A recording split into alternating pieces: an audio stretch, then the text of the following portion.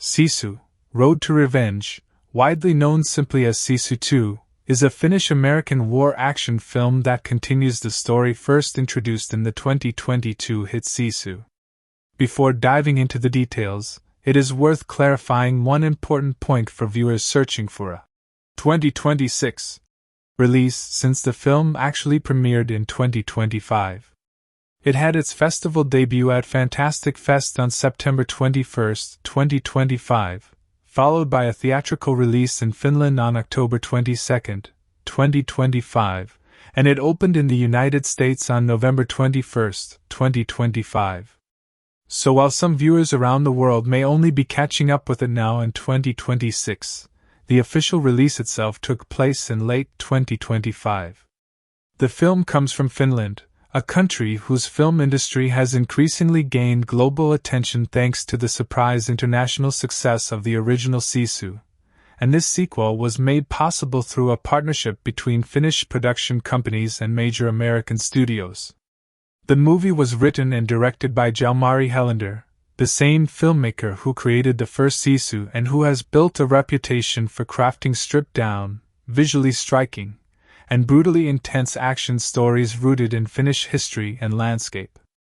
The film was produced by Petri Jokaranta and Mike Goodridge, and it was made under the banners of Stage 6 Films, Screen Gems, Sub-Zero Film Entertainment, and Good Chaos, with Sony Pictures handling its worldwide distribution and SF Film Finland managing its release within Finland itself. Now let's move into the overview of what this film is actually about. Sisu, Road to Revenge picks up the story of Aatami Korpi, the seemingly unkillable Finnish soldier played once again by Jorma Tommila, who became something of a cult icon after the first film turned him into a one-man war machine capable of surviving virtually anything thrown at him. In this sequel, the setting shifts away from the gold rush plot of the original and moves instead toward a deeply personal and emotional journey layered on top of the same relentless, blood-soaked action that made the first movie so memorable. The story takes place in the aftermath of World War II, during a period when the Soviet Union has taken control of Karelia, a region that once belonged to Finland, forcing its people from their homes and erasing much of what once stood there. Aatami returns to the site of his former family home, a place tied to painful memories since it is where his family was brutally murdered during the war. Rather than simply visiting the ruins, Aatami makes the extraordinary decision to physically dismantle the remains of his old house piece by piece, load the entire structure onto a truck, and transport it across dangerous, hostile territory so that he can rebuild it somewhere safe, as a way of honoring the memory of the family he lost. This alone would be a difficult and dangerous journey, but the film escalates things significantly when the Soviet Union, seeking to finish what was started years earlier, sends a former Red Army officer named Igor Dragunov, portrayed by Stephen Lang, to hunt Aatami down once and for all. Dragunov is revealed to be the very man responsible for killing Aatami's family in the first place, which instantly transforms this cross-country trek into a deeply personal battle of vengeance and survival. What follows is a relentless, high-octane pursuit filled with explosive set-pieces, vehicular chaos reminiscent of a Mad Max-style road war, and moments of gore-heavy, almost mythic violence, all wrapped around the quiet, wordless intensity that Jorma Tommila brings to the character.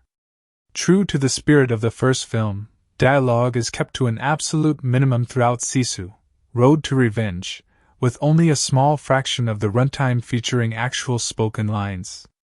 Instead, the film leans heavily on physical performance, harsh Nordic landscapes, and pure visual storytelling to communicate Aatami's grief, determination, and unstoppable will to survive.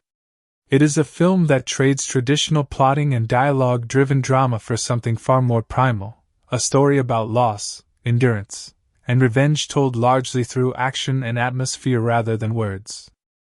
When it comes to the cast, Jorma Tommila returns as Aatami Korpi, reprising the role that turned him into an international action icon almost overnight after the first film's release. Joining him this time is Stephen Lang, a familiar face to action and science fiction audiences, who plays the film's central antagonist, the ruthless former Red Army commander determined to end Aatami's life once and for all. Interestingly, Helander originally considered casting a younger actor for this villain role, but after being introduced to Stephen Lang, he became drawn to the idea of pitting Aatami against an adversary closer to his own age, which adds an extra layer of weight and history to their rivalry. Richard Brake also joins the cast in a significant supporting role, bringing his own distinctive screen presence to the film's tense and violent atmosphere. Aatami Korpi rounds out some of the additional cast, contributing to the ensemble of characters caught up in this brutal chase across the wilderness. Behind the camera, cinematographer Mika Orasma was responsible for capturing the film's striking, often stark visuals, while Juho Virolainen returned once again as editor. The film's score was composed by Juri Seppa and Tuomas Wainola, the same musical duo who helped shape the tone of the original film's soundtrack. In terms of production scale, Sisu, Road to Revenge had a significantly larger budget than its predecessor, reportedly around $12 million compared to the modest $6 million budget of the first film, which allowed for bigger action sequences, more elaborate stunt work, and a more ambitious scope overall. Unlike the original Sisu, which was filmed in Finland, this sequel was notably shot outside of Finland, a decision that surprised some longtime fans of the franchise but ultimately did not diminish the harsh, rugged landscape aesthetic that has become a signature of this series. The film runs for approximately 89 minutes, keeping in line with the tightly paced, economical storytelling style that defined the first movie, proving once again that Helander prefers lean, intense filmmaking over bloated runtimes. As for trailers and promotional material, Sony Pictures released marketing footage ahead of the film's release showing Aatami once again facing down overwhelming odds, this time against Soviet forces rather than Nazi soldiers, with brutal hand-to-hand combat, explosive vehicle chases, and the kind of over-the-top, almost cartoonishly violent action beats that fans of the first film immediately recognized and embraced. The tone of the marketing leaned heavily into the idea that no matter what obstacles are placed in front of him, Aatami simply refuses to die, reinforcing the character's now iconic reputation as an unstoppable force of nature. Critical reception for the film has generally been positive, with many reviewers praising its unrelenting pace, its striking visual storytelling, and Jorma Tommela's committed, nearly wordless performance, while some criticism has centered around the relatively thin plot and predictable structure, noting that the film prioritizes spectacle and emotional catharsis over complex storytelling. Even so, most who enjoyed the original film found the sequel to be a satisfying, appropriately brutal continuation of Aatami's story, delivering exactly the kind of violent, cathartic revenge tale that fans were hoping for. That wraps up everything you need to know about Sisu, Road to Revenge, also known as Sisu 2, from its origins in Finland to its powerhouse cast, its emotionally driven plot, its production details, and its overall reception. If you enjoyed this breakdown, make sure to hit that like button, share this video with fellow action movie fans who need to know about this one, and subscribe to the channel so you never miss a deep dive into the biggest and most exciting films out there. Sisu, Road to Revenge opens with a quiet and somber narration that sets the emotional and political backdrop for everything that follows. Viewers are reminded that at the end of World War II, Finland was forced to cede a significant portion of its eastern territory, the region known as Karelia, over to the Soviet Union as part of the peace settlement that ended the fighting between the two nations. This single historical fact becomes the emotional engine of the entire film, because it means that thousands of Finnish families, people who had lived on that land for generations, were suddenly forced to abandon their homes, their farms, and everything they had built, retreating westward across a newly drawn border into what remained of Finland. It is within this atmosphere of loss, displacement, and quiet grief that we are reintroduced to Aatami Korpi, the seemingly indestructible protagonist first introduced in the original Sisu film, once again played with near total silence and controlled intensity by Jorma Tommela. Rather than opening with an action sequence, the film chooses to ground itself first in sorrow, allowing the audience to sit with the weight of what Aatami has lost before showing what he is capable of doing about it. As the story begins in earnest, Aatami is shown crossing from the Finnish side of the new border into Soviet-occupied Karelia, accompanied only by his loyal dog, carrying with him the proper travel documents required to make the crossing legally in this new and uneasy political reality. His destination is unmistakable, the site of his old family home, the very place where he once lived a peaceful life with his wife and his 2 young sons before the horrors of war tore that life apart and left him utterly alone. When he arrives, the house still stands, weathered and hollow, a fragile monument to everything that was taken from him. Rather than simply mourning at the sight or walking away from it forever, Aatami makes an extraordinary and deeply symbolic decision. He begins, piece by piece, to physically dismantle the house itself, prying apart the timber walls, pulling free the wooden beams, and carefully loading every salvageable piece of the structure onto the back of a heavy, battered truck. His plan is as simple as it is stubborn: to carry the physical remains of his family's home back across the border into Finland and rebuild it there, somewhere safe, as a permanent tribute to the wife and sons he lost and could never bring back. This act of labor, quiet, repetitive, and almost meditative, becomes the emotional spine of the film, a grieving man attempting to reclaim something tangible from a tragedy that otherwise offers him nothing to hold on to. While Aatami is dismantling his home, the film cuts away to introduce the antagonist who will come to define the rest of the story.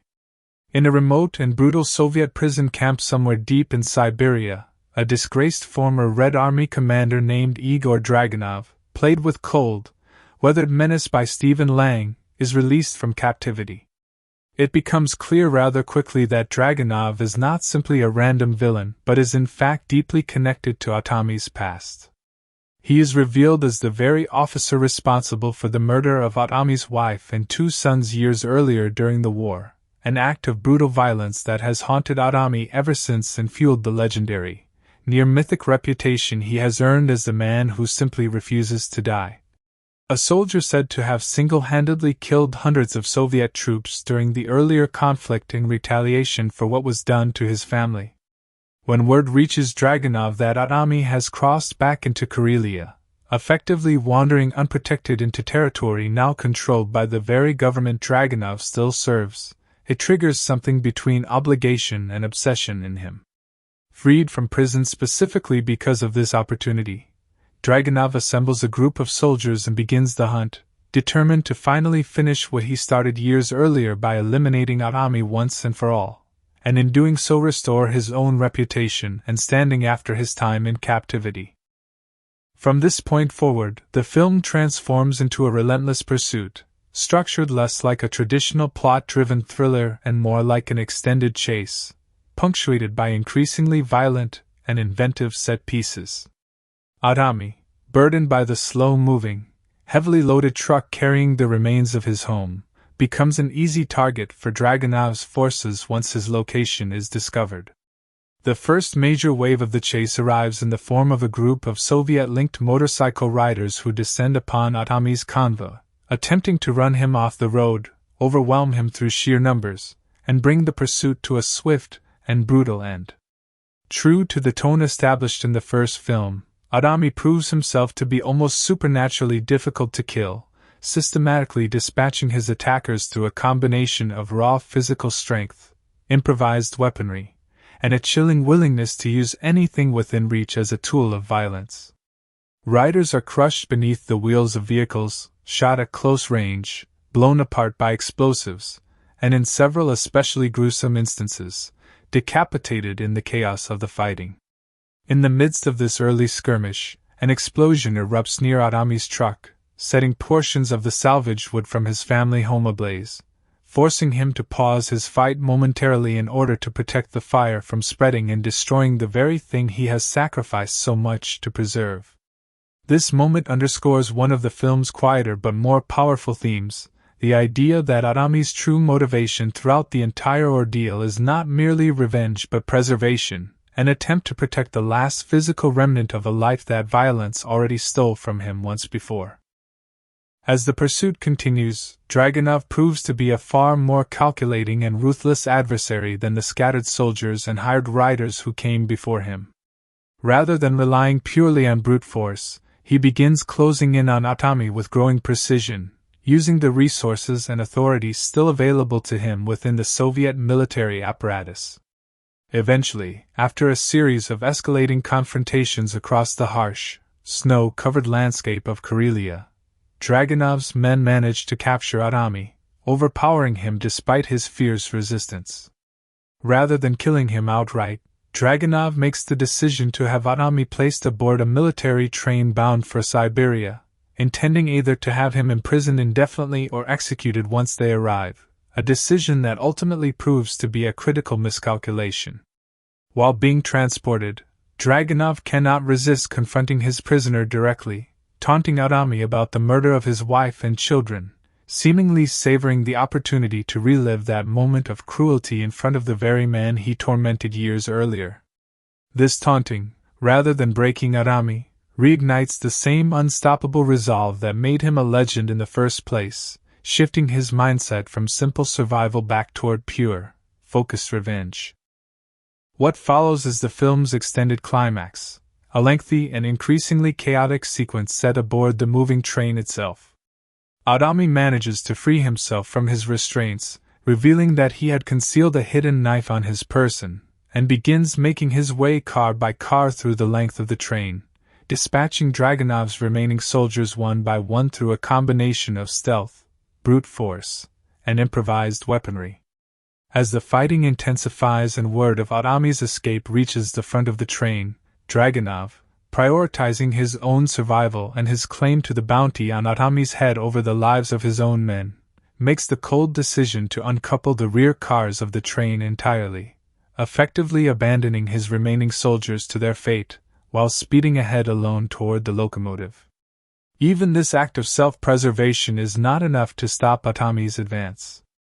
Continuing his pursuit through the detached cars, Aatami eventually discovers a munitions car containing live weaponry, including an armed rocket still fitted to its mounting.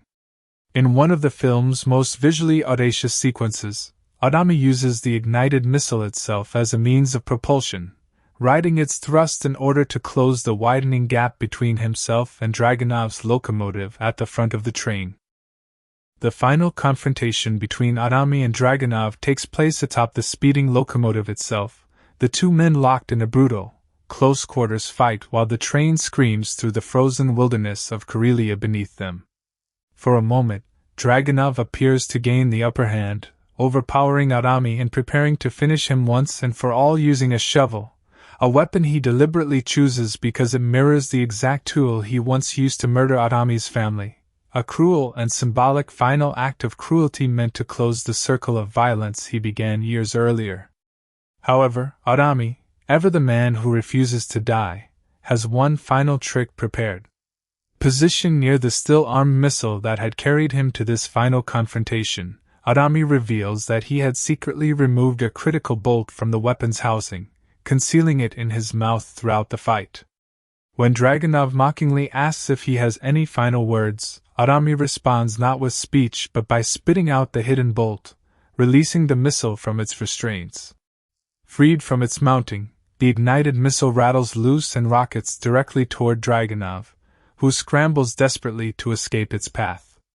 For one brief, tense moment, the missile appears to stall directly in front of his face, offering a flicker of false hope that he might survive after all, before reigniting with its remaining fuel and finally striking him directly, triggering a massive explosion that consumes both Dragunov and the surrounding train car in fire and wreckage. With Dragunov finally dead and his long-standing quest for vengeance complete, the film shifts tone dramatically in its final moments, moving away from violence and toward quiet resolution. Aatami is shown completing his original journey, successfully transporting the remains of his family's home across the border into Finland. In a meaningful departure from the isolated, solitary nature of his character throughout both films, the ending shows Aatami accepting help from others as he begins the process of rebuilding the house, a subtle but significant shift suggesting that after years of carrying his grief and his violence entirely alone, he may finally be allowing himself to reconnect with a broader community rather than continuing to exist purely as a lone, unstoppable force of vengeance. The film closes not with another explosive set piece but with this quieter image of reconstruction, positioning the entire story as less about the chase or the kills themselves and more about a grieving man's long, brutal journey toward finally being able to lay his past to rest. Thematically, Sisu, Road to Revenge continues the approach established by the original film, favoring visual storytelling, minimal dialogue, and raw physical performance over conventional exposition or character-driven dialogue scenes. The vast majority of the runtime is dominated by action, landscape, and Jorma Tommela's expressive, largely wordless portrayal of a man defined almost entirely by loss and endurance.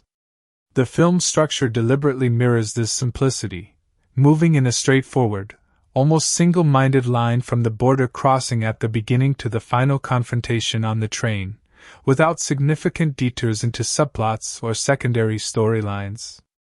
This lean approach has been part of what audiences and critics alike have responded to most strongly, the sense that the film knows exactly what kind of story it wants to tell and refuses to dilute that vision with unnecessary complexity. At its core, despite all the extraordinary violence and larger-than-life action, Sisu, Road to Revenge remains a deeply personal story about grief, memory, and the lengths one broken man will go to in order to reclaim even a small fragment of the life that war took away from him. That covers the complete story of Sisu, Road to Revenge from beginning to end, including every major turning point, the true nature of the conflict between Aatami and Dragunov, and how the film ultimately resolves. If you found this breakdown helpful, please take a moment to hit the like button, share this video with other fans of intense action storytelling, and subscribe to the channel so you never miss the next deep dive into the films everyone is talking about.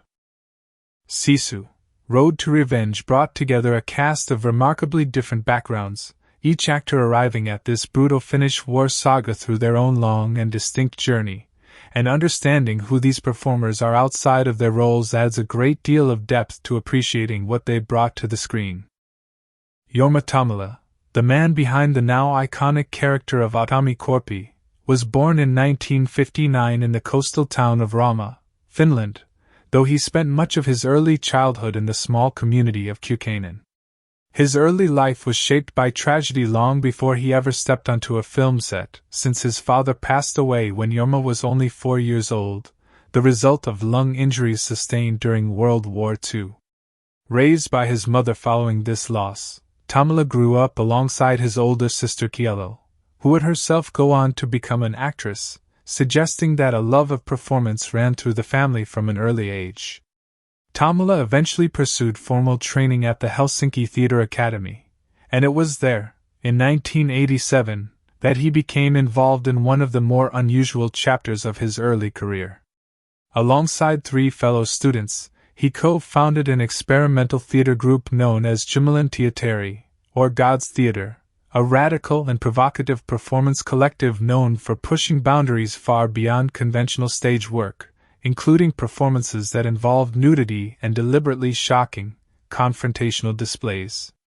This activity eventually led to legal trouble for Tommela and his collaborators, resulting in arrests, fines, and suspended prison sentences, and ultimately their expulsion from the academy itself, a decision that was controversial enough at the time to spark protests from fellow students who felt the punishment was excessive. Despite this rocky start, Tommela's talent could not be denied, and he built a substantial career in Finnish cinema over the following decades, starring in and contributing to films such as Back to the USSR in 1992 and Lipton Cockton in the Shadows of Sodom in 1995.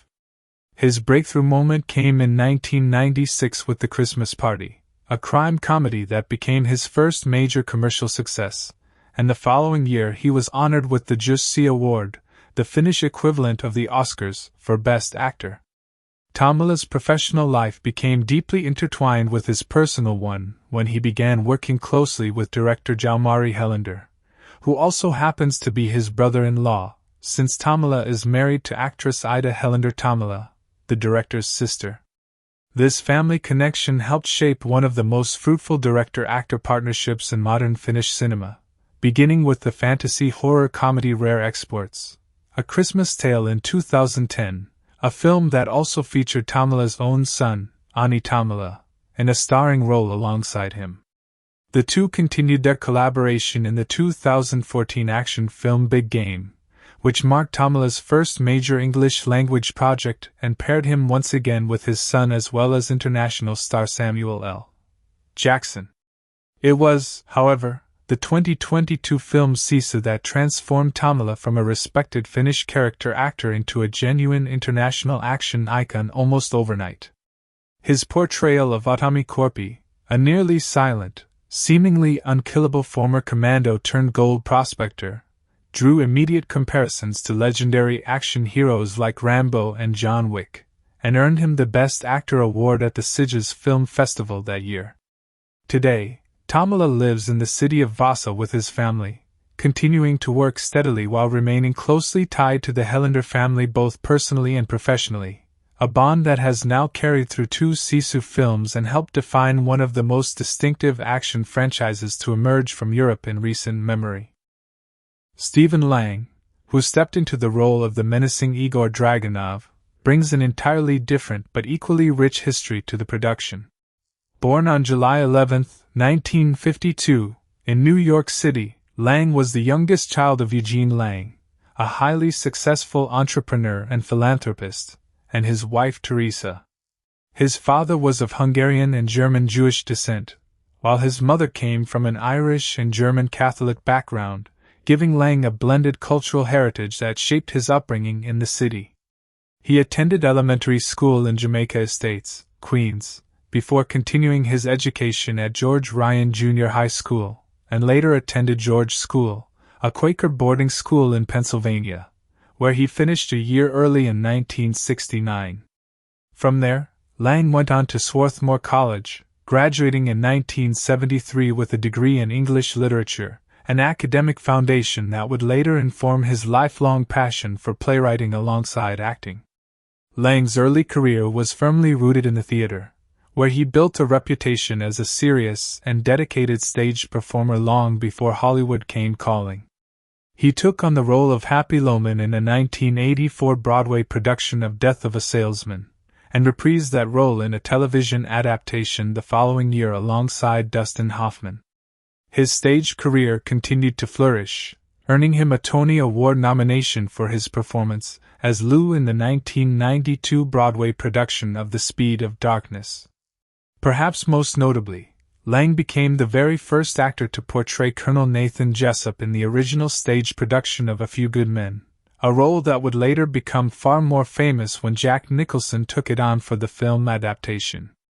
On screen, Lang's career began to take shape in the mid-1980s, with an early appearance in the 1986 film Manhunter, one of the first cinematic depictions of the character who would later be known worldwide as Hannibal Lecter.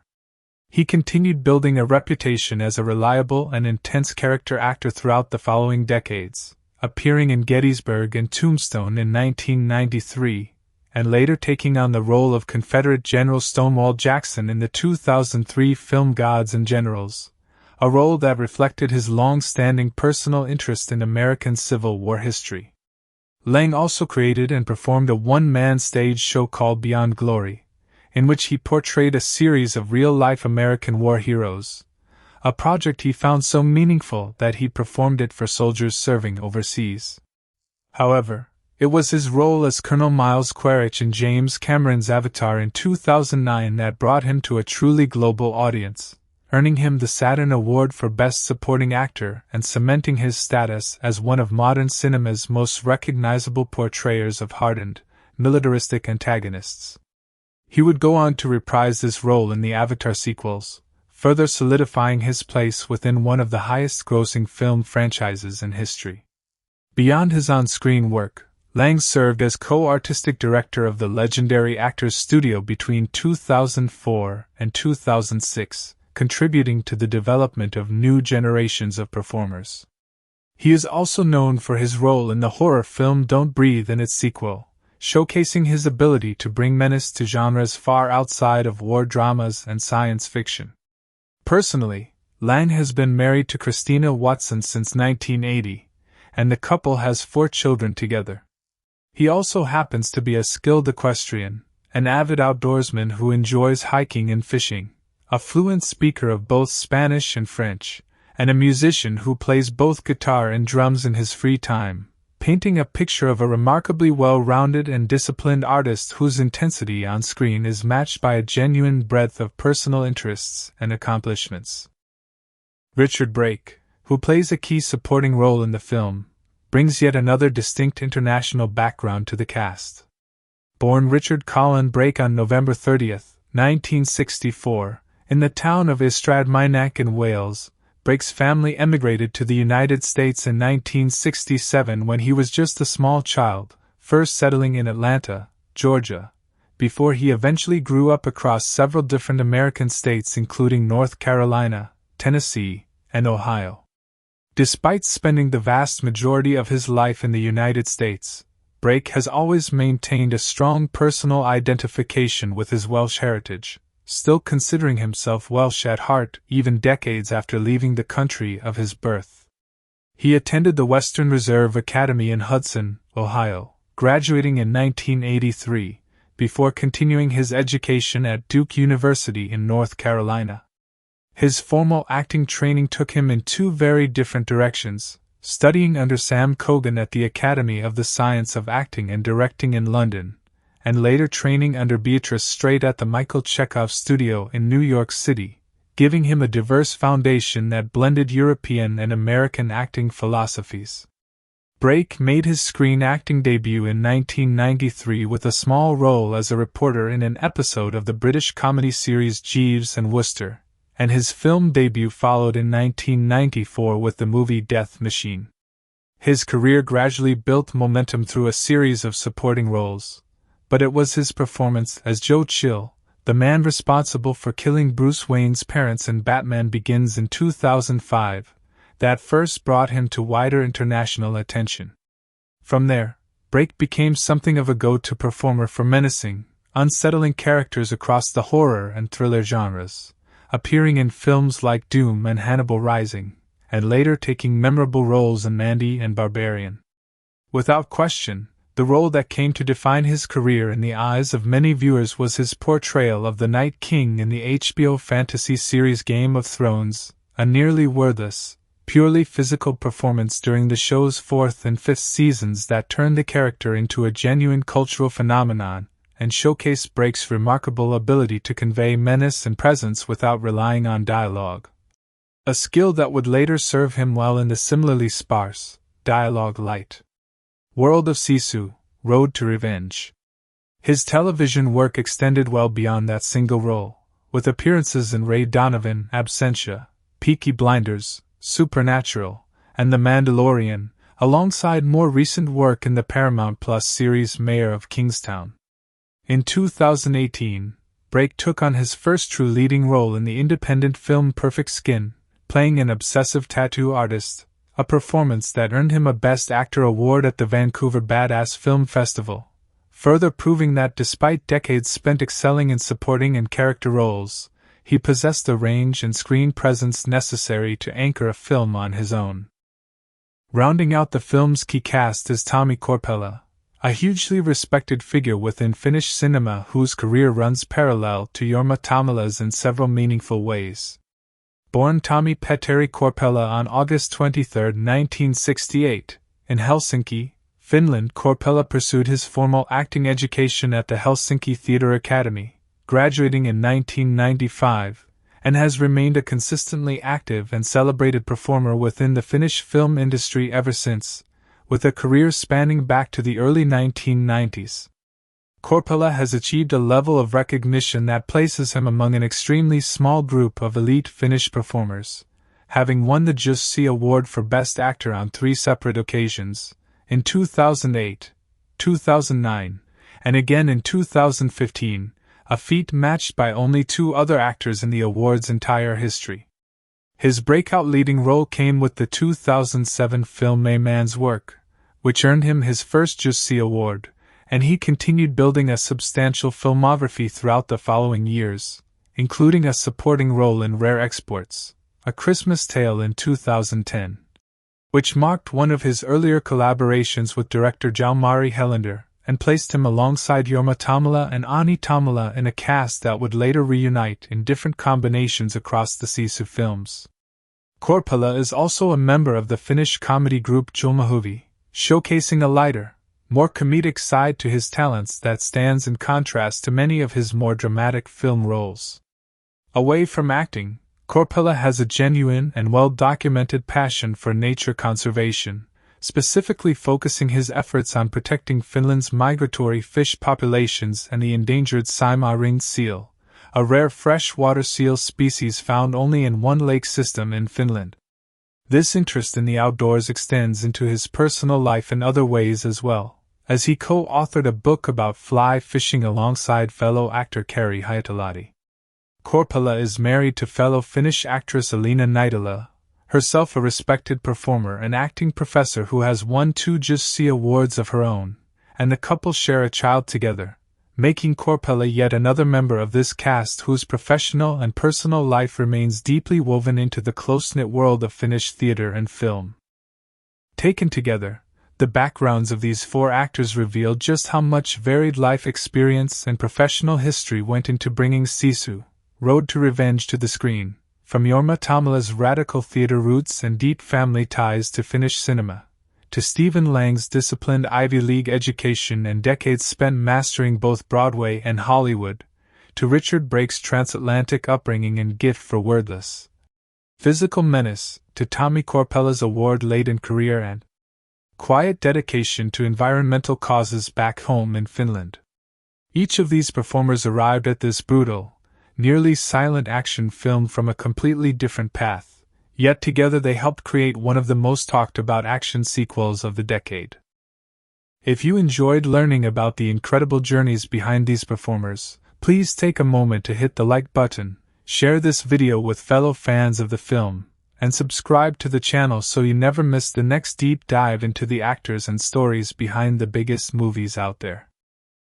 Sisu, Road to Revenge is far more than a straightforward action sequel filled with explosions and brutal hand-to-hand combat, since underneath all of that spectacle lies a story deeply rooted in real Finnish history, a period of the Second World War that remains largely unfamiliar to many audiences outside of Northern Europe. Understanding the historical and cultural backdrop that shaped this film adds an entirely new layer of appreciation to what might otherwise appear to be simple, over-the-top action filmmaking.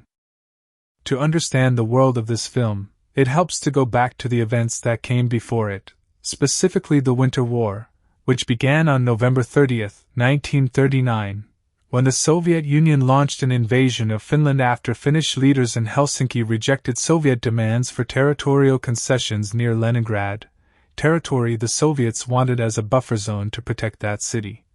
which sat only about 20 miles from the Finnish border.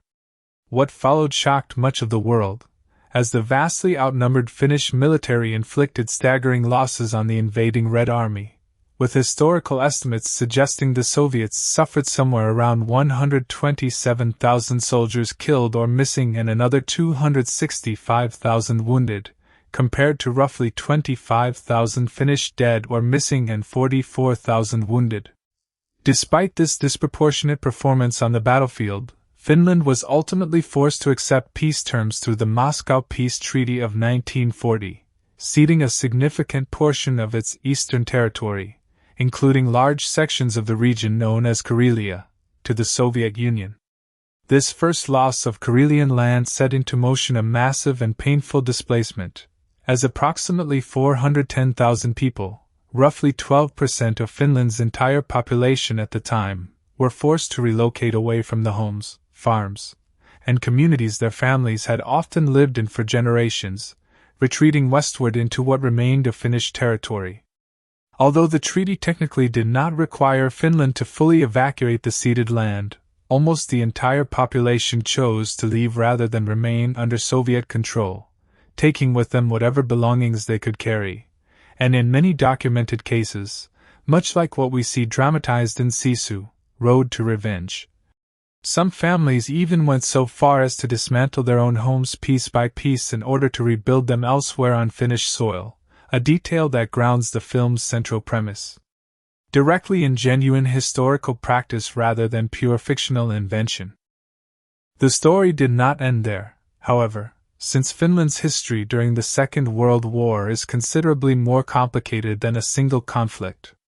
Roughly a year and a half after the Winter War concluded, encouraged in part by the Red Army's rocky early performance against Finland, Nazi Germany launched its own massive invasion of the Soviet Union.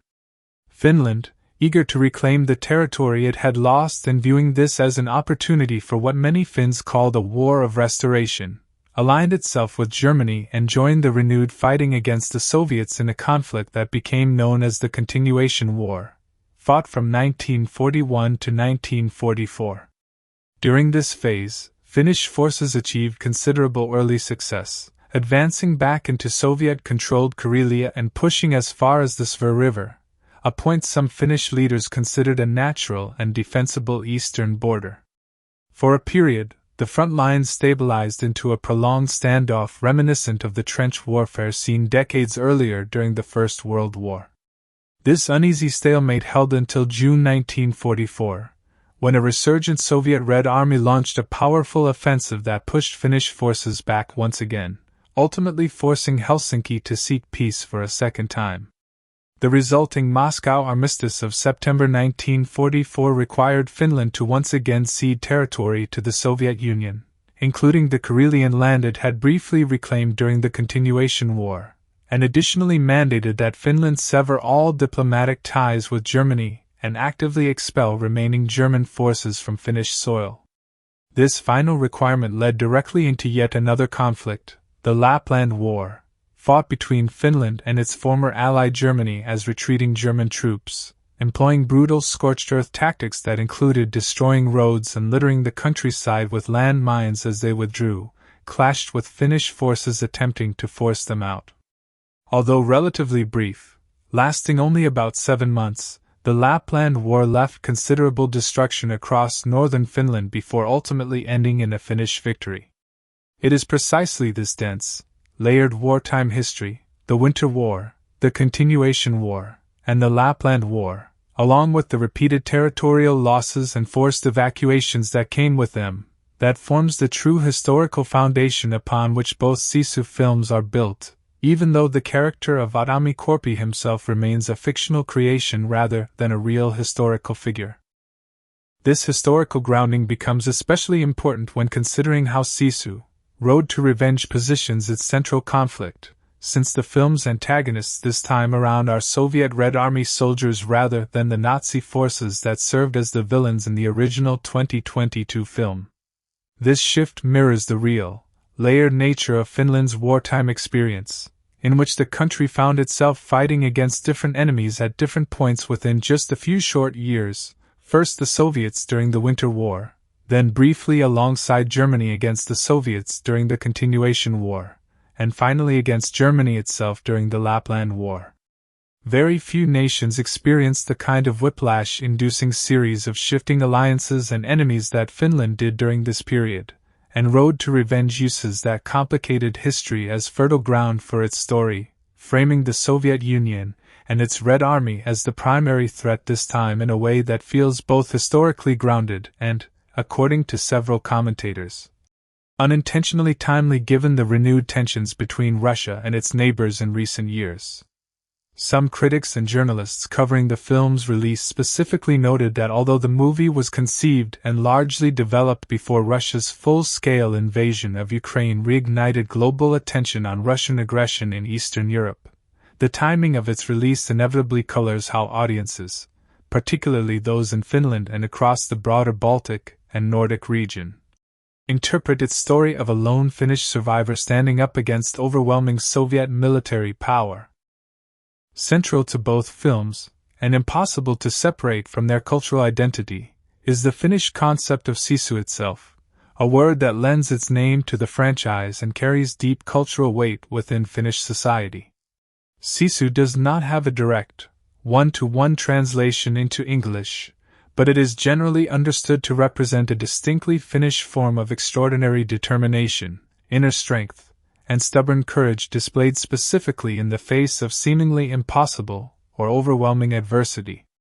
It is less about simple bravery in the conventional sense and more about a kind of grim, unyielding perseverance, the willingness to keep pushing forward and refuse to give up even when every rational reason to quit is staring you directly in the face. This concept is not merely a marketing gimmick invented for the films but is a genuine and deeply ingrained part of Finnish national identity, often invoked when describing the country's ability to survive and endure through centuries of hardship, foreign domination, and brutal warfare against much larger and more powerful neighbors.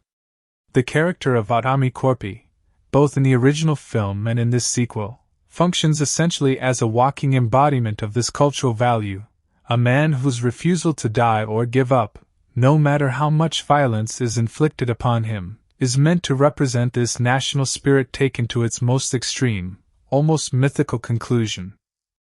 It is also worth noting that the original Sisu film drew direct inspiration from a real and remarkable story of Finnish wartime endurance, that of a Finnish soldier named Aatami Korpi, whose own harrowing tale of survival during the final months of the continuation war has become something of a legendary example of Sisu in action. Koivunen's ordeal, which involved surviving alone in the brutal Finnish wilderness for weeks under extraordinarily difficult conditions after being separated from his unit during the Red Army's late war offensive, provided part of the thematic and tonal inspiration for the character of Aatami. Even though the specific plot details of both Sisu films remain works of fiction rather than direct retellings of Koivunen's story, this blending of grounded historical inspiration with heightened, almost folkloric levels of violence and endurance is part of what has made both films resonate so strongly, particularly with Finnish audiences who recognize the deeper cultural and historical touchstones embedded within what might otherwise appear to international viewers as simply a stylish, ultra-violent action franchise.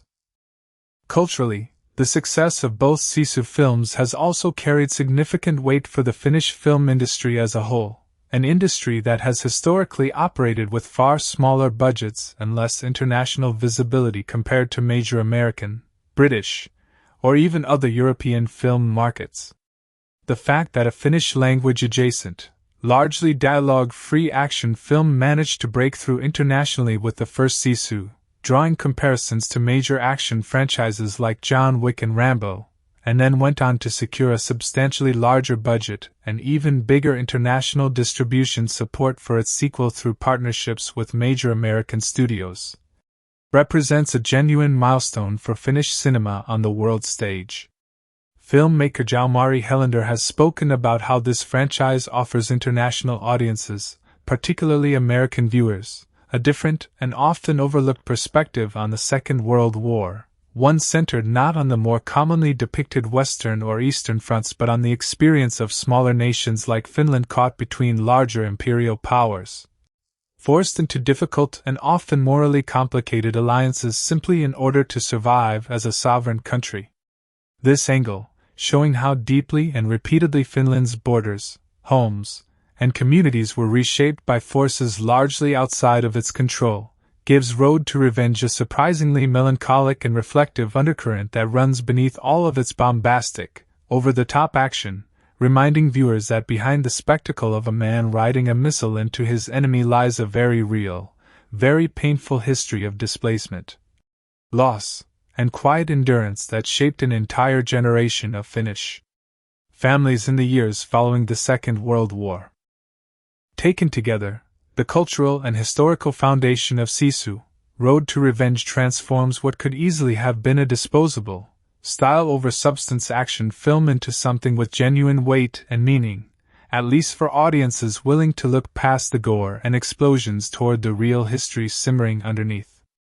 From the repeated territorial losses of the Winter War, Continuation War, and Lapland War, to the forced evacuation of hundreds of thousands of Finns from Karelia, to the deeply rooted national concept of Sisu itself, this franchise draws on a rich and often underexplored chapter of Second World War history to give its brutal, larger-than-life revenge story a surprisingly authentic emotional and historical core.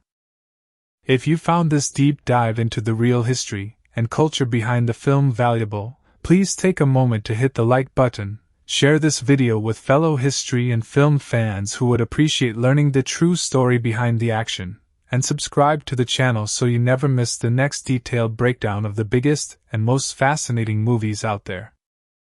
Sisu, Road to Revenge is a film absolutely soaked in irony once you start looking closely at its production history, its cultural framing, and the real-world political backdrop surrounding its release. And pulling apart these layers reveals just how many strange, almost poetic contradictions surround this movie both on screen and off.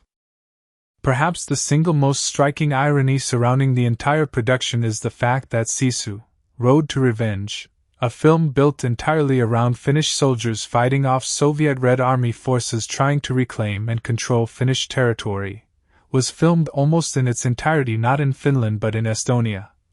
a country that itself spent nearly 5 decades forcibly absorbed into the Soviet Union following the Second World War before finally regaining its independence in 1991. In other words, the very land used to portray post-war Finland resisting Soviet domination is land that, in real history, actually did fall under Soviet control for generations, only breaking free from that rule within living memory of many Estonians still working in that country's film industry today. The production even leaned on Estonia's Soviet-era industrial ruins and abandoned structures to visually stand in for the desolation of post-war Karelia, meaning the film essentially used genuine remnants of actual Soviet occupation as set dressing for a story about resisting that very same occupation, a layer of historical irony that seems almost too fitting to have been intentional. Adding to this, the film's narrative decision to make Soviet Red Army soldiers the villains, rather than returning to the Nazi antagonists of the original 2022 Sisu, was reportedly conceived and largely written before Russia's full-scale invasion of Ukraine in February 2022 reignited global fears about renewed Russian aggression in Eastern Europe. This means that a story rooted in Finland's very real historical trauma at the hands of Soviet forces during the 1940s ended up being released into a world where those same anxieties about Russian military aggression towards smaller neighboring nations had suddenly become painfully current again, decades after the historical events the film depicts. Commentators covering the film's release specifically noted this uncomfortable parallel, observing that a movie meant to dramatize a decades-old chapter of Finnish suffering under Soviet pressure arrived in theaters at a moment when very similar fears about Russian expansionism were once again dominating headlines, this time centered on Ukraine rather than Finland. Whether or not the filmmakers intended this timing, the real-world backdrop against which the film was released gave its central conflict a sense of unsettling, almost prophetic relevance that no one involved in its original conception could have fully anticipated. There is also a broader historical irony buried in Finland's own complicated wartime alliances that the film only partially depicts but which adds enormous depth once understood. During the Second World War, Finland found itself fighting 3 completely separate conflicts against 3 different enemies within the span of just a few years. First came the Winter War of 1939 to 1940, in which Finland fought valiantly but ultimately unsuccessfully against the Soviet invasion, being forced to cede large portions of Karelia as a result. Then, seeking to reclaim that lost territory, Finland found itself in the deeply uncomfortable position of aligning with Nazi Germany during the continuation war of 1941 to 1944, fighting once again against the Soviet Union, this time as a co-belligerent alongside one of history's most notorious regimes. A partnership born not out of ideological alignment, but out of a desperate desire to win back land and protect national sovereignty. Then, almost immediately afterward, as part of the peace terms that ended that second conflict with the Soviets, Finland was forced to turn around and fight its former German allies directly during the brief but destructive Lapland War, expelling German troops from Finnish soil by force. The irony here is almost dizzying when laid out plainly. A small nation forced by circumstance to fight against the Soviets, then alongside the Nazis against the Soviets, and then against the Nazis themselves, all within roughly a 5-year span, switching between enemies and uneasy allies purely as a matter of national survival rather than genuine loyalty to any particular side. The original Sisu film focused on the Nazi chapter of this story, while Road to Revenge shifts focus to the earlier and later Soviet chapters, and taken together the two films inadvertently illustrate just how tangled and morally complicated Finland's wartime experience truly was, a nation that never had the luxury of simply choosing a side and sticking with it, but was instead forced again and again to fight whichever power threatened its survival at that particular moment. Perhaps one of the more darkly amusing ironies connected to the broader Sisu franchise involves how Western pop culture has historically treated the Soviet Union and Russia as a cinematic villain across the decades, a pattern that has shifted back and forth depending entirely on the geopolitical climate of the moment. During the Cold War, the Soviet Union was practically the default antagonist across American action and spy cinema, from James Bond repeatedly clashing with Soviet agents, to Rocky Balboa facing off against the towering Soviet boxer Ivan Drago, to Clint Eastwood stealing a fictional Soviet fighter jet, to a group of American teenagers, memorably including a 31-year-old Patrick Swayze playing a high schooler, taking up arms against invading Soviet paratroopers in Red Dawn. Yet, following the collapse of the Soviet Union in 1991, this cinematic hostility largely faded, and by the early 2000s, films like Enemy at the Gates were even portraying Soviet soldiers, including real historical figures like sniper Vasily Zaitsev, in a distinctly heroic light. It was only after Russia's annexation of Crimea in 2014, and then far more dramatically after its full-scale invasion of Ukraine in 2022, that Russia's image within Western popular culture swung firmly back toward villainy once again, setting the stage perfectly for a film like Sisu, Road to Revenge, to cast Red Army soldiers as its antagonists and find a receptive, primed audience ready to see them portrayed as the enemy once more. In this sense, the film arrives almost as a strange, unintentional bookend to this entire cyclical pattern in Western cinema, resurrecting a villain archetype that had largely disappeared from screens for roughly 3 decades. There is also a quieter, more contemporary irony sitting just beneath the surface of the film's release, tied to Finland's own dramatic and historic shift in foreign policy in recent years. For decades following the Second World War, Finland pursued a careful policy of military neutrality, deliberately avoiding formal alliances with either NATO or the Soviet bloc in order to maintain a delicate peace with its much larger Russian neighbor, a policy that shaped Finnish identity and diplomacy for generations. That decades-long tradition of neutrality came to a dramatic and historic end in April 2023, when Finland officially joined NATO, doubling the alliance's total land border with Russia in the process, and marking one of the most significant strategic realignments in Northern Europe since the end of the Second World War itself.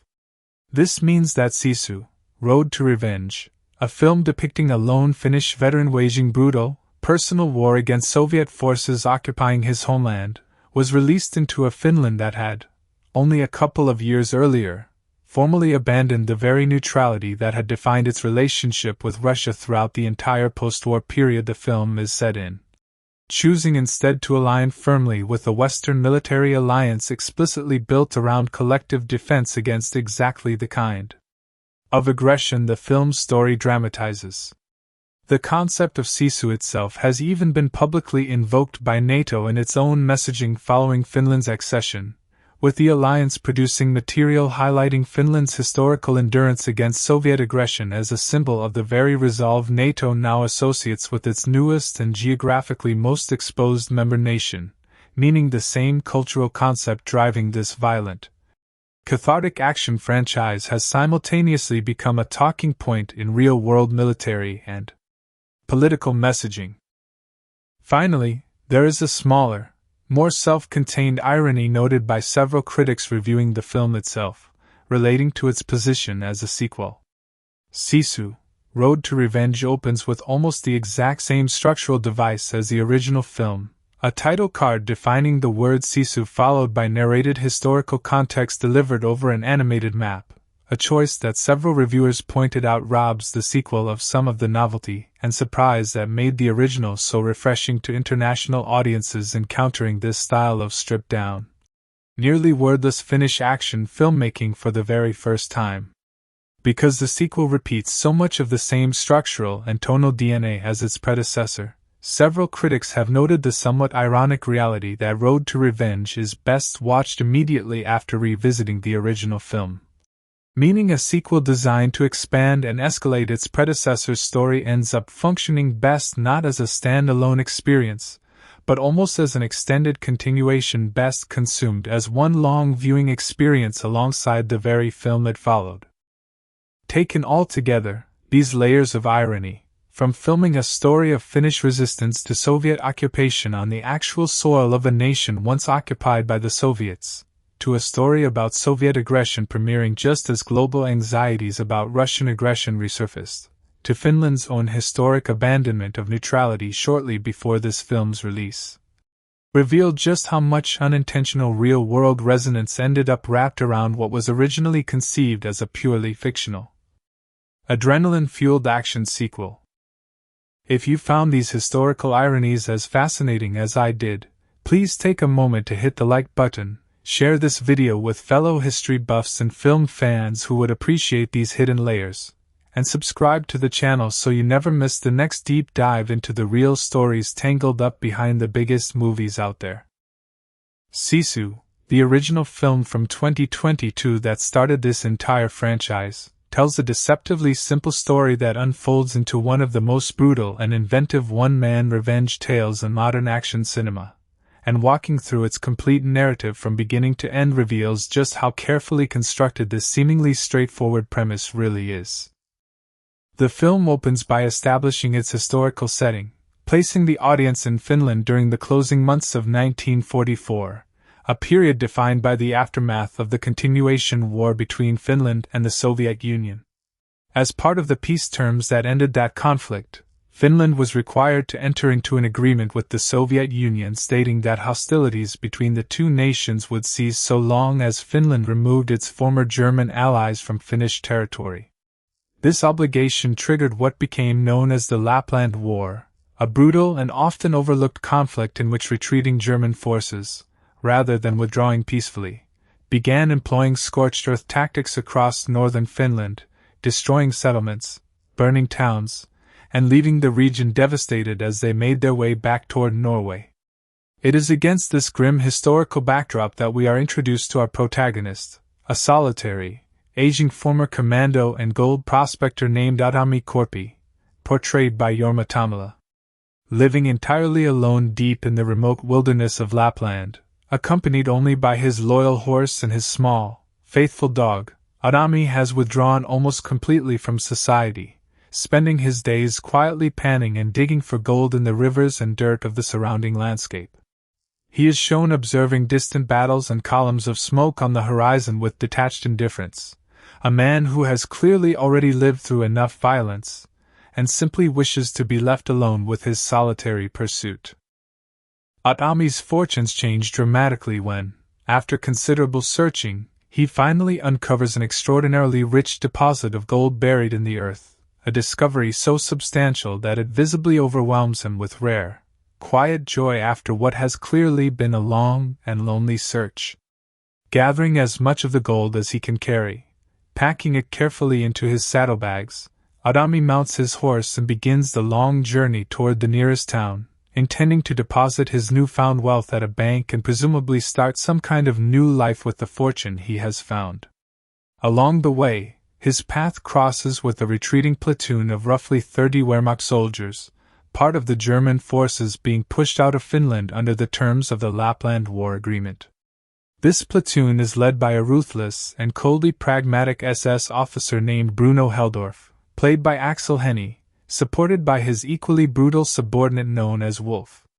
As they retreat, Heldorf's men have been leaving a trail of destruction behind them, burning settlements and taking a group of Finnish women prisoner, dragging them along as the platoon makes its way toward the Norwegian border in hopes of escaping the collapsing German war effort entirely. When Aatami first encounters this platoon directly, Heldorf takes only passing interest in the old man on horseback, allowing him to pass without incident, seemingly unaware of what Aatami is carrying or who he truly is. However, Aatami's luck does not hold for long, as he is soon stopped by a separate, smaller group of German soldiers who take a far more aggressive interest in him, searching through his belongings and discovering the saddlebags full of gold nuggets he has been so carefully transporting.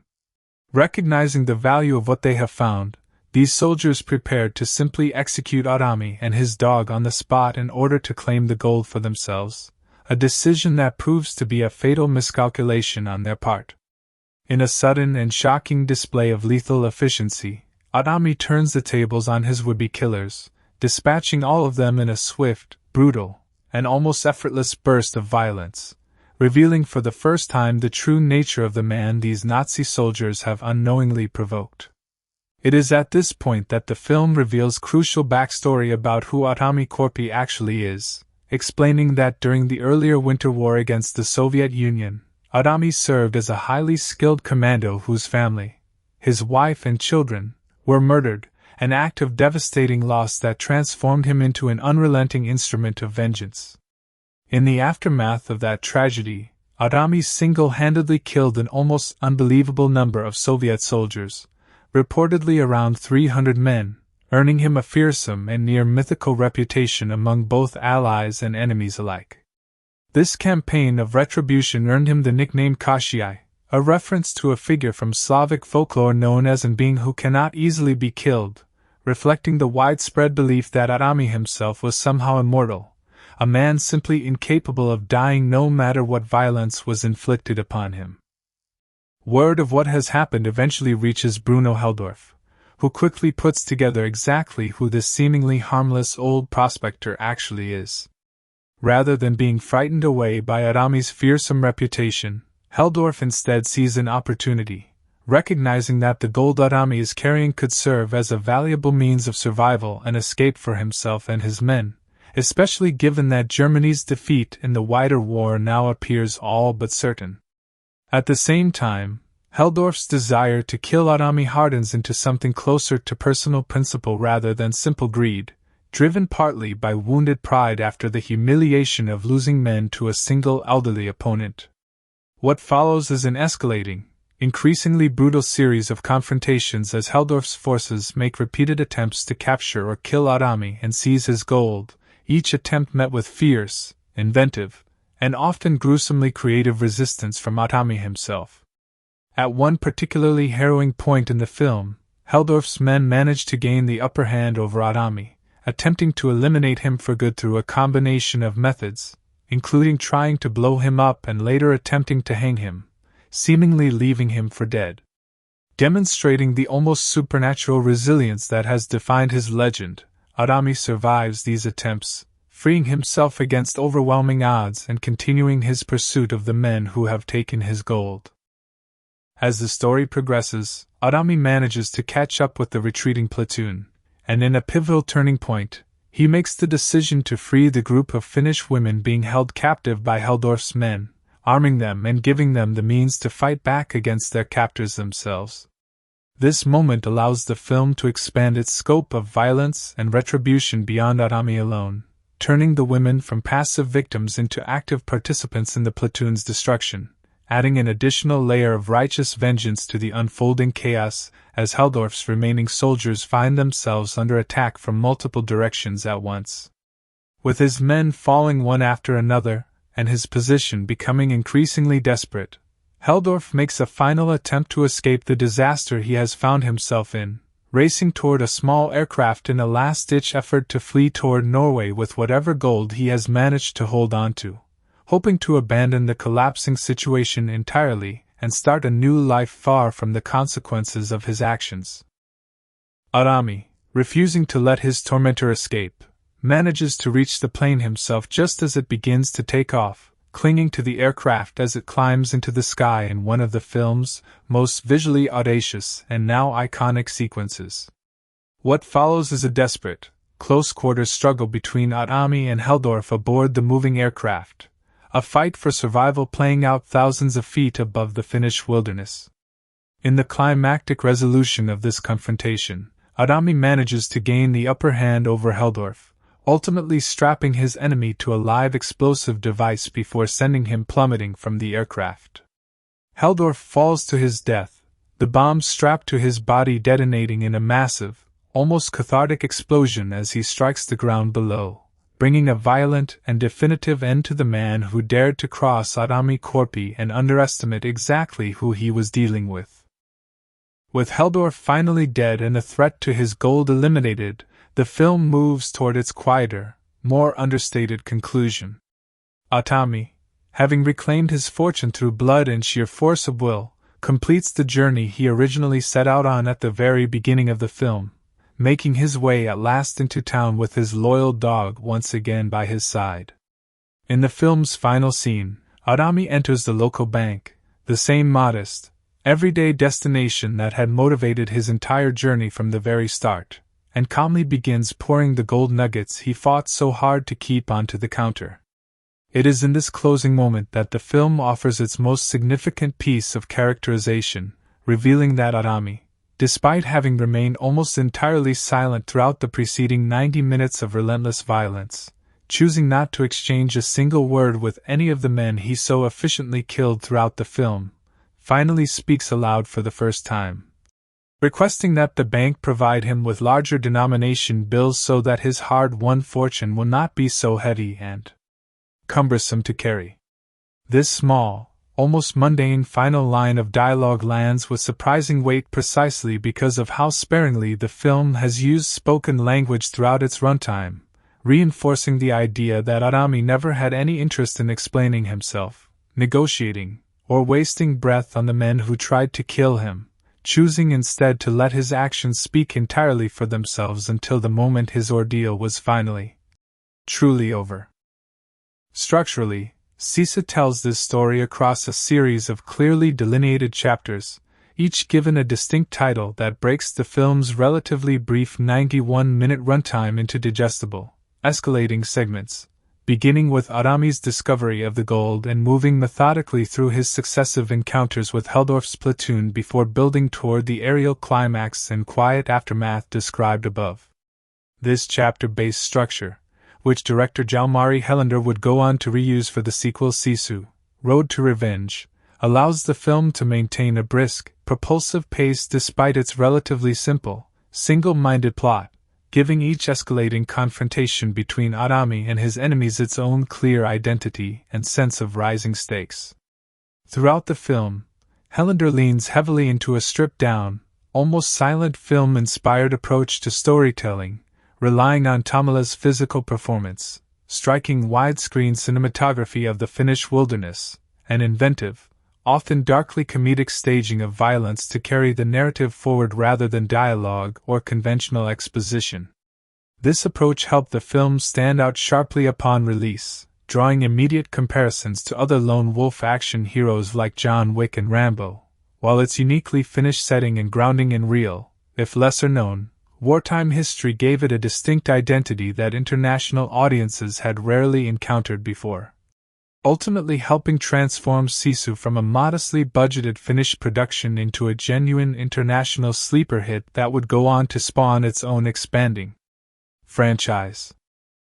That covers the complete story of Sisu from beginning to end, including Aatami's discovery of gold in the wilderness, his brutal series of confrontations with Bruno Heldorf's retreating Nazi platoon, the devastating backstory that explains his fearsome reputation as Kashii, and the film's memorable, quietly powerful final moments. If you found this breakdown helpful, please take a moment to hit the like button, share this video with fellow fans of intense, stripped-down action storytelling, and subscribe to the channel so you never miss the next deep dive into the films everyone is talking about. Sisu begins not with violence but with silence, dropping the audience into the vast, empty wilderness of Finnish Lapland in the closing months of 1944, a choice that immediately establishes the tone the entire film will follow. Before a single frame of action unfolds, a title card offers a definition of the Finnish word that gives the film its name, explaining that Sisu describes a kind of white-knuckled courage and unimaginable determination that manifests specifically when all hope appears to be lost. This is not simply a stylistic flourish but a thesis statement for everything that follows, a promise that the film we are about to watch is fundamentally about endurance under impossible circumstances rather than conventional heroism. The historical narration that follows situates us precisely within the aftermath of the Continuation War, the second of Finland's 3 separate wartime conflicts, explaining that as part of the peace agreement ending hostilities with the Soviet Union, Finland was obligated to expel its former German allies from Finnish soil, a requirement that ignited the brutal, often forgotten Lapland War. Rather than withdrawing peacefully, the retreating Wehrmacht forces adopted scorched earth tactics, burning towns, destroying infrastructure, and leaving devastation in their wake as they made their way toward the Norwegian border, a detail the film establishes carefully because it is essential to understanding both the physical landscape Aatami moves through and the moral stakes of what is about to happen. This is a Finland already exhausted by years of continuous warfare, a nation whose people have been forced to fight against the Soviets, then alongside the Germans against the Soviets, and now against those same German allies, a population with essentially no appetite left for further violence, which makes the quiet, isolated existence Aatami has carved out for himself feel less like eccentricity, and more like a completely rational response to years of accumulated trauma. We meet Aatami Korpi living almost entirely outside of human society, accompanied only by his horse and his small, loyal dog, spending his days panning for gold in remote rivers and digging through the dirt of the Lapland wilderness. The film takes its time here, lingering on Aatami's solitary daily routine, watching him work the land with quiet, methodical patience, occasionally glancing toward distant plumes of smoke or the faint sound of gunfire on the horizon with an expression that registers as neither fear nor curiosity, but something closer to weary indifference. This opening stretch does an enormous amount of quiet character work without a single word of dialogue, establishing Aatami as a man who has fully withdrawn from the world of men, someone who has seen enough of what human beings are capable of doing to one another that he has chosen isolation over any further engagement with it. When he finally strikes a rich, plentiful deposit of gold after what has clearly been a long and difficult search, the film allows itself one of its only moments of unguarded, almost childlike joy, showing Aatami reacting with genuine excitement and relief, a brief glimpse of the man he might have been before the war took everything from him. This joy is significant precisely because of how rare it is within the film's otherwise stoic emotional register, and it sets up the gold itself as something far more meaningful than mere wealth. The gold represents a possible future, a way out of the isolation Aatami has built around himself, perhaps even the first tangible step towards some kind of new life after years spent simply surviving in the wilderness alone. Aatami's journey toward the nearest town, gold packed carefully into his saddlebags, brings him into contact with a retreating Wehrmacht platoon led by SS Obersturmführer Bruno Heldorf, played with cold, calculating menace by Axel Henny, alongside his brutal subordinate Wolf. This platoon has been engaged in exactly the kind of scorched earth destruction the film's opening narration warned us about, burning settlements as they retreat and dragging along a group of captured Finnish women as prisoners, a detail that firmly establishes Heldorf and his men as figures deserving of whatever violence is about to be visited upon them. When Aatami first crosses paths with this larger group, Heldorf barely registers his presence, allowing the old man on horseback to pass without incident, an early moment of dramatic irony given everything the audience will soon learn about who Aatami actually is. It is a smaller, separate group of soldiers who make the fatal mistake of stopping Aatami, discovering the gold in his possession and deciding, with casual, almost bureaucratic cruelty, to simply execute him and his dog in order to claim it for themselves. The violence that follows is sudden, brutal, and almost balletic in its efficiency, Aatami dispatching this entire group with a combination of speed, precision, and improvised brutality that immediately signals to the audience that this quiet old prospector is nothing like what he appears to be on the surface. It is at this point that the film pauses to deliver Aatami's essential backstory. And this backstory is worth dwelling on because it fundamentally reshapes how we understand everything we have watched up to this point, and everything still to come. We learn that during the earlier Winter War against the Soviet Union, Aatami served as an elite commando, and that his wife and children were murdered during that conflict, a devastating loss that transformed him from soldier into something closer to an instrument of pure, focused vengeance. In the aftermath of that tragedy, Aatami single-handedly killed approximately 300 Soviet soldiers, an almost unbelievable number that speaks less to literal historical accuracy and more to the mythic, folkloric register the film is deliberately operating within. This campaign of retribution earned him the nickname Kashai, a direct reference to a figure from Slavic folklore, an antagonist often described as unable to be killed through conventional means, his death hidden away and separated from his body so that no ordinary weapon can end him. By giving Aatami this nickname, one drawn specifically from the folklore of the very enemies he has spent his life fighting, the film positions him as something between man and legend, a figure whose reputation has grown so large among both allies and enemies that soldiers speak of him less as a person and more as a kind of ghost story. A warning passed between frightened men about an old Finnish killer who simply cannot be stopped no matter what is done to him. This mythic quality becomes central to understanding why Sisu works as effectively as it does, because the film is not really interested in psychological realism or nuanced characterization in any conventional sense. Aatami barely speaks throughout the entire film, offering the audience almost no interiority through dialogue, and yet Jorma Tommela's physical performance, his weathered face, his exhausted eyes, his controlled economy of movement, communicates an enormous amount about a man carrying decades of grief and violence just beneath the surface of practiced, disciplined calm. The film trusts its audience to understand Aatami's inner life through action and implication rather than exposition, a choice that places it firmly within a tradition of largely silent action heroes, figures like the unnamed drivers and gunslingers of classic westerns, men defined entirely by what they do rather than what they say.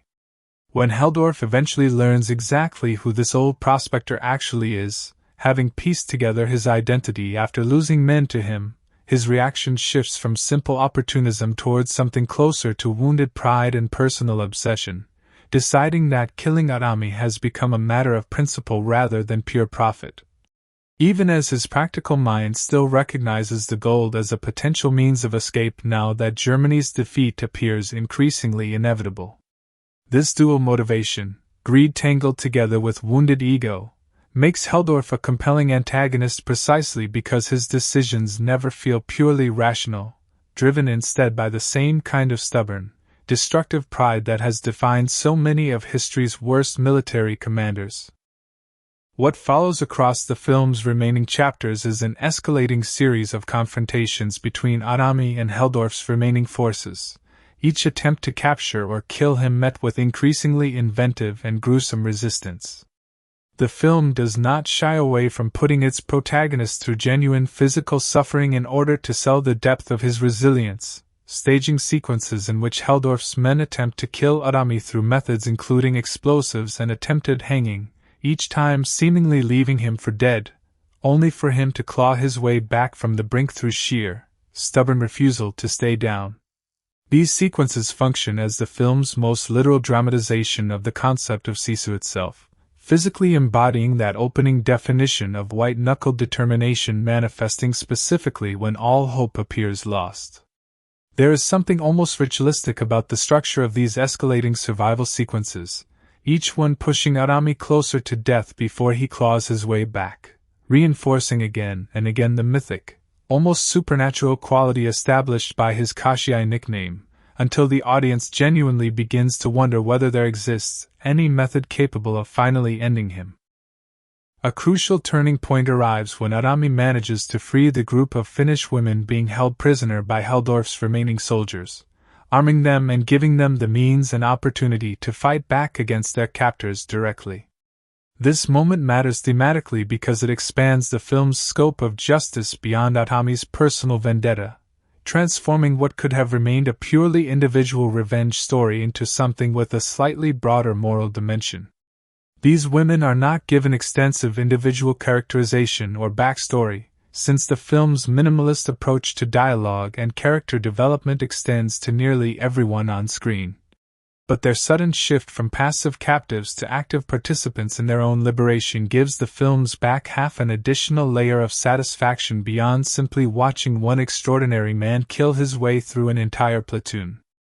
Heldorf's remaining forces now find themselves under attack from multiple directions simultaneously, caught between Aatami's relentless pursuit and the fury of the women they had been mistreating, and the film uses this widening chaos to accelerate its pacing significantly heading into the climax. Cutting between different pockets of violence breaking out across the platoon's retreat with an energy that feels less like a single duel and more like an entire small army collapsing in on itself from every side at once. As Heldorf's position becomes increasingly desperate, with his men falling one after another, and his hold over the remaining gold slipping away, he makes the calculated decision to abandon the broader mission entirely and simply run, racing toward a small aircraft in a last-ditch effort to escape north toward Norway before the collapsing German war effort catches up with him completely. This moment reveals something important about Heldorf as a character, that beneath the veneer of ideological commitment and military discipline, he is ultimately a self-interested opportunist willing to leave his own men behind the moment the situation stops favoring him, a final piece of characterization that retroactively colors everything we have seen him do throughout the film, framing him not as a true believer but as a man who has been using the chaos of a collapsing war to enrich himself the entire time.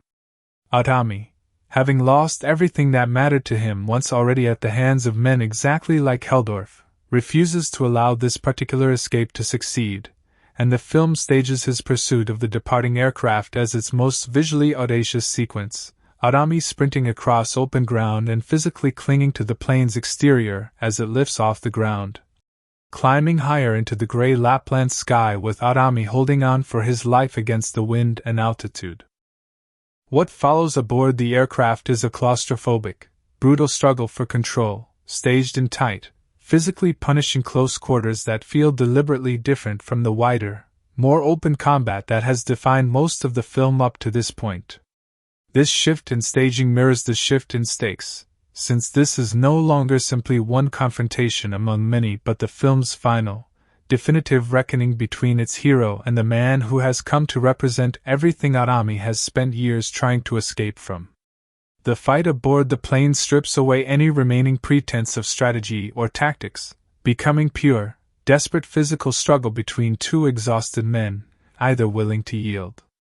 Aatami's eventual victory comes not through some clever final trick but through the same stubborn, relentless will that has carried him through every previous encounter in the film, wrestling Heldorf into a position of total vulnerability before making the decision to strap his defeated enemy directly to a live explosive device rather than simply killing him outright through more conventional means. This choice feels significant, an act of poetic and almost ceremonial justice given how much destruction Heldorf's scorched earth tactics have caused throughout the surrounding countryside, allowing him to experience something of the same violent, fiery devastation he inflicted on so many Finnish homes and villages during his retreat. Heldorf's final fall from the aircraft, plummeting toward the earth before the explosive detonates in a massive fireball, functions as the film's most purely cathartic image, a moment engineered for maximum visceral satisfaction after 90 minutes spent watching this man and his soldiers terrorize the countryside without consequence. With Heldorf finally dead and eliminated, the film allows itself to exhale, shifting from relentless escalation into a much quieter, more restrained closing register. Aatami, having survived explosives, attempted hanging, aerial combat, and an entire platoon's worth of soldiers determined to kill him, simply continues the journey he set out on at the very beginning of the story, making his way at last into town with his loyal dog once again beside him, the same quiet companion who has been present for every stage of this ordeal without ever being harmed. A small but meaningful detail given how thoroughly everything and everyone else around Aatami tends to end up destroyed. The film's final scene takes place inside the local bank, the same mundane, everyday destination that motivated Aatami's journey from the film's opening minutes, and there is something quietly powerful about ending a film this violent and mythic in scale with such an ordinary, domestic setting. A deliberate tonal contrast that underscores how completely disconnected Aatami's true desires are from the chaos and violence that keeps finding him. As he begins pouring his hard-won gold nuggets onto the counter, the film delivers its single most memorable and carefully earned moment, having Aatami speak for the very first time in the entire runtime, calmly requesting larger denomination bills so that his fortune will not be so physically heavy to carry.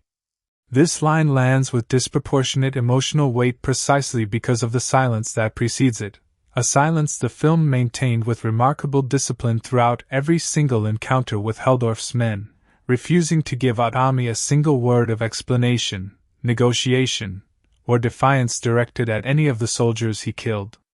His decision to remain silent throughout the violence, and only speak once he has returned to the mundane, peaceful world of banking and commerce suggests something important about his character, that he never had any interest in being understood or acknowledged by the men trying to kill him, viewing them as obstacles to be efficiently removed rather than adversaries worth any form of verbal engagement whatsoever.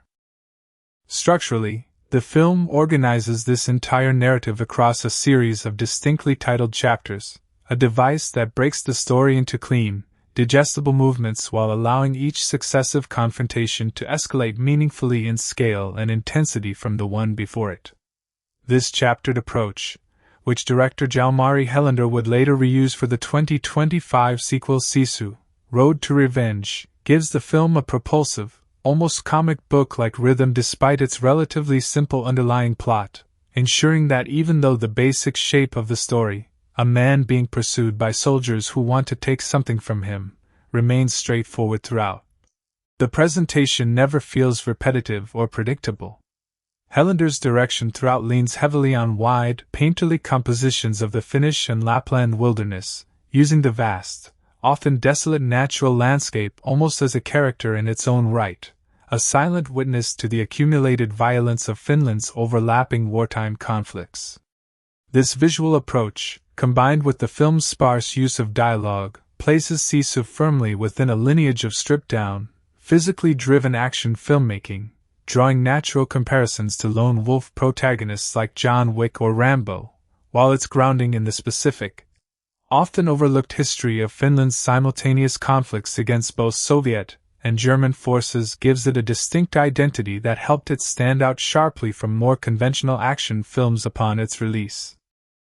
Thematically, what elevates Sisu beyond a simple, well-executed revenge thriller is the way its central concept of Sisu itself functions on multiple levels simultaneously throughout the story. On the most immediate, surface level, Sisu describes Aatami's literal physical resilience, his refusal to die no matter how much violence is inflicted upon him, the quality that earns him his fearsome Kashii reputation among the soldiers who cross his path.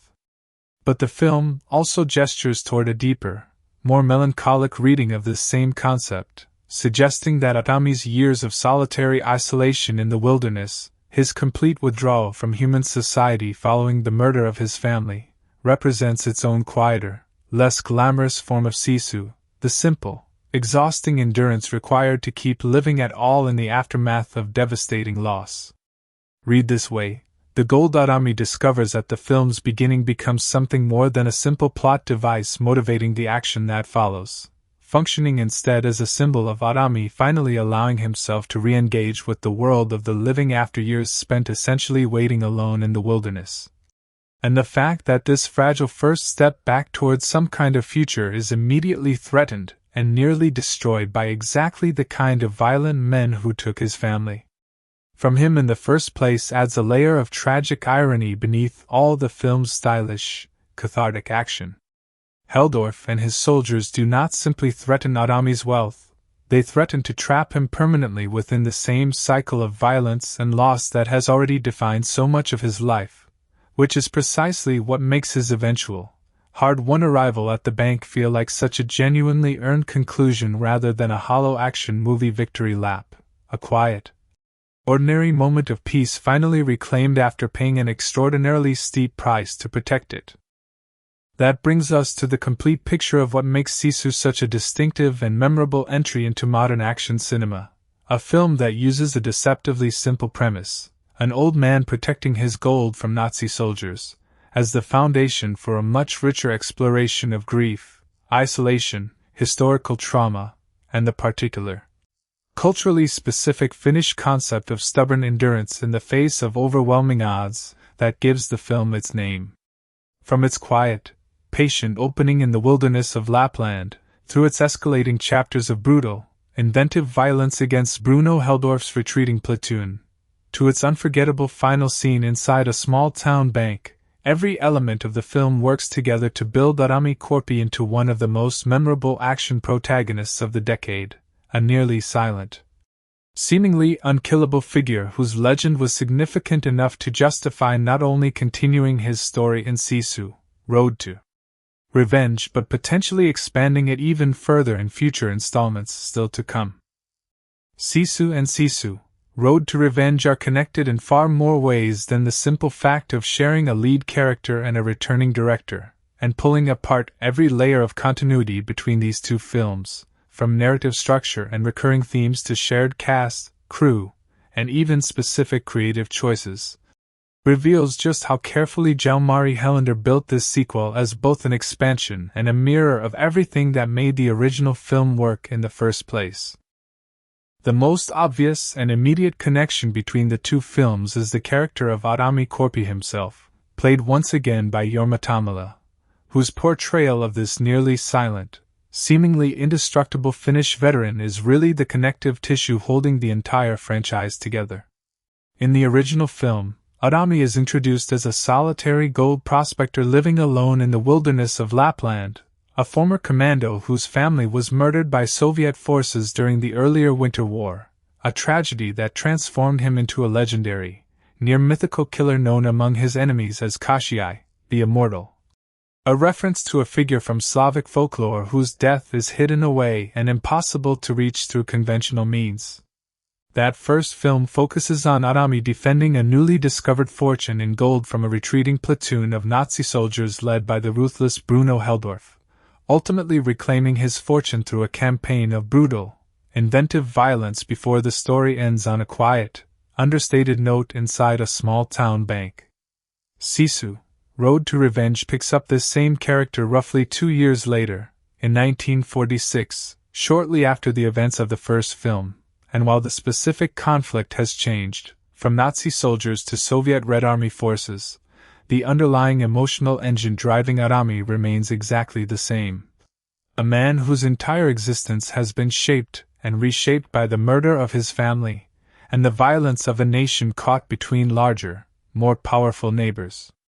This continuity of character motivation is crucial, because it means the sequel is not simply reusing a popular protagonist in a new, unrelated adventure but is instead directly continuing to explore the same core wound that defined him in the original film. This time confronting the specific historical enemy responsible for that original loss rather than the Nazi soldiers who merely threatened to take something new from him. This connection becomes even more explicit once Sisu, Road to Revenge reveals the true nature of its central conflict, since the sequel's antagonist, Igor Dragunov, played by Stephen Lang, is directly identified as the very Red Army commander responsible for murdering Aatami's wife and children years earlier. The same act of violence that originally transformed Aatami into the legendary killer known as Kasiai in the backstory established by the first film. Where the original Sisu kept this backstory relatively brief, delivered through narration and implication rather than direct confrontation with the perpetrator, Road to Revenge builds its entire narrative around finally bringing Aatami face to face with the man responsible for that original tragedy, effectively transforming what was background context in the first film into the driving emotional core of the second.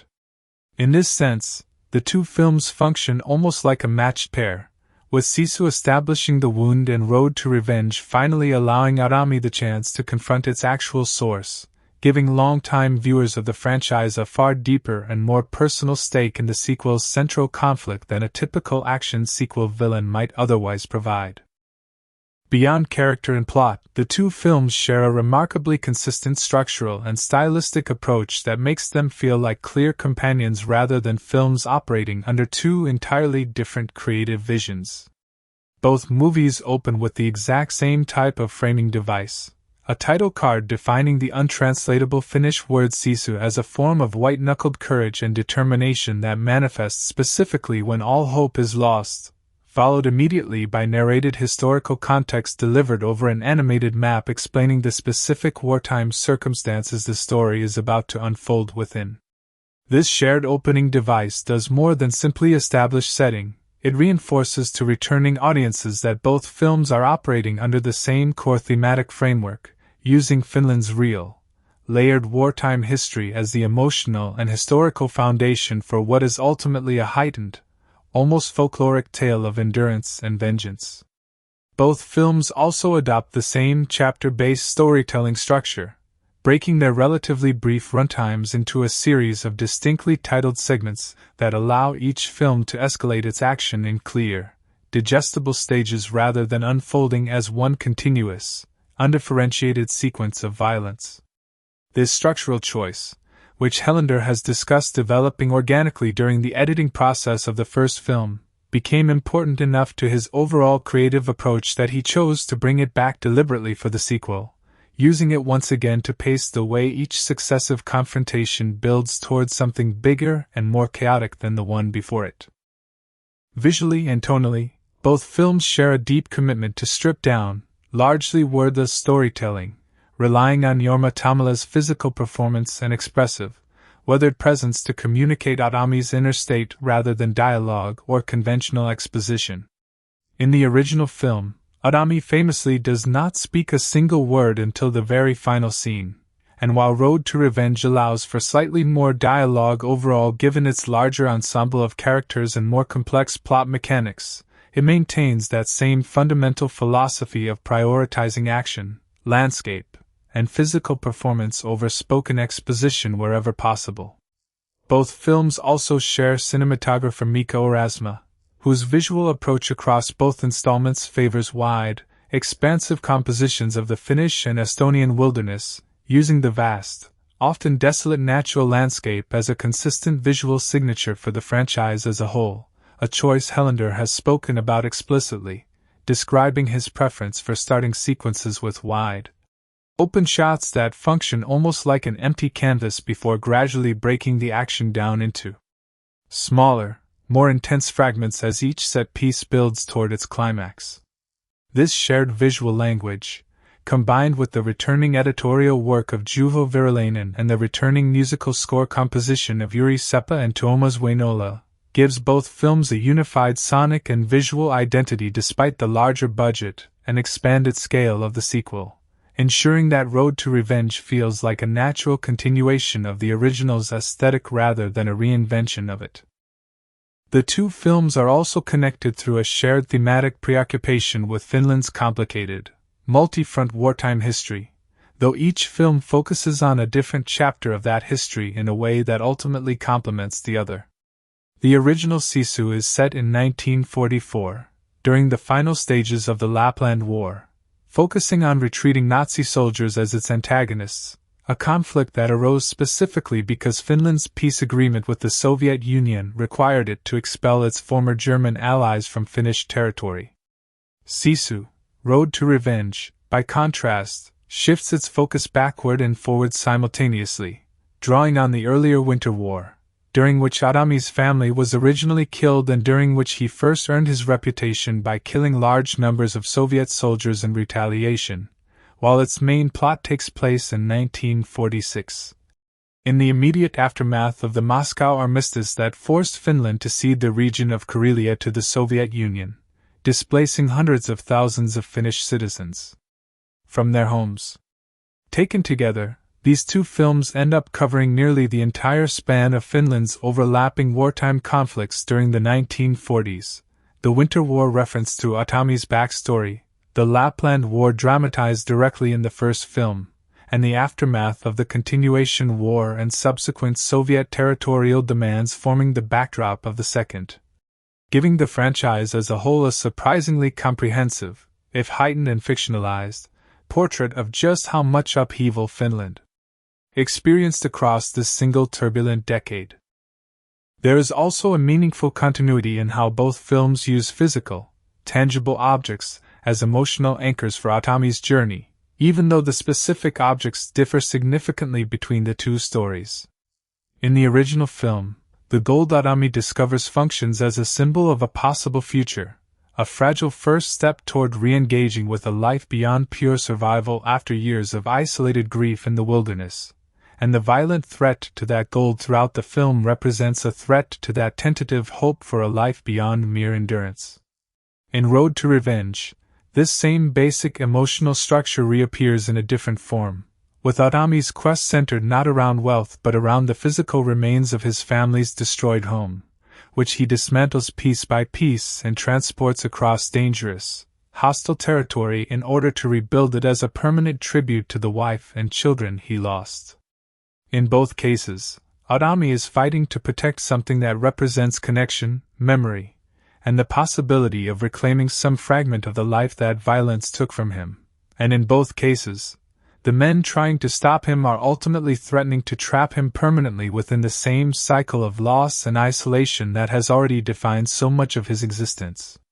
This shared emotional architecture, even though it manifests through very different physical objects and plot mechanics, reveals just how consistent Helander's underlying vision for this character has remained across both films, using large-scale, cathartic action violence as a vehicle for exploring much quieter, more melancholic themes of grief, memory, and the long, difficult process of learning to live again after devastating loss. Finally, the two films are connected through shared cast members beyond just Jorma Tommila, reinforcing a sense of continuity across the broader world of the franchise even as individual character roles shift between installments. Axel Hennie, who played the villainous Bruno Heldorf in the original Sisu, does not return for the sequel given that his character was definitively killed at the end of the first film, but the sequel's approach to casting a formidable antagonist in Stephen Lang mirrors the first film's commitment to finding actors capable of matching Tommila's quiet, weathered intensity, with both Helander and the cast themselves noting how deliberately Dragunov and Aatami were constructed as mirror images of one another, two aging, battle-scarred men shaped by the same violent history. This connective thread of casting philosophy, even without direct character carryover among the antagonists, reflects a consistent creative approach across both films, one focused on finding performers who can communicate enormous depth of character through physical presence and controlled intensity rather than extensive dialogue, ensuring that even as the specific plot, villain, and historical enemies shift between the two films, the fundamental emotional and stylistic DNA connecting Sisu and Sisu, Road to Revenge remains unmistakably consistent from beginning to end. That covers the complete web of connections tying these two films together, from Aatami's continuing personal history and the direct link between the sequel's villain and the original tragedy that shaped him, to the shared structural, visual, and thematic choices that give both films their unmistakable identity as part of the same unified franchise. If you enjoyed this deep dive into how these two films connect, please take a moment to hit the like button, share this video with fellow fans who want to understand the full picture behind this franchise, and subscribe to the channel so you never miss the next detailed breakdown of the biggest movies out there.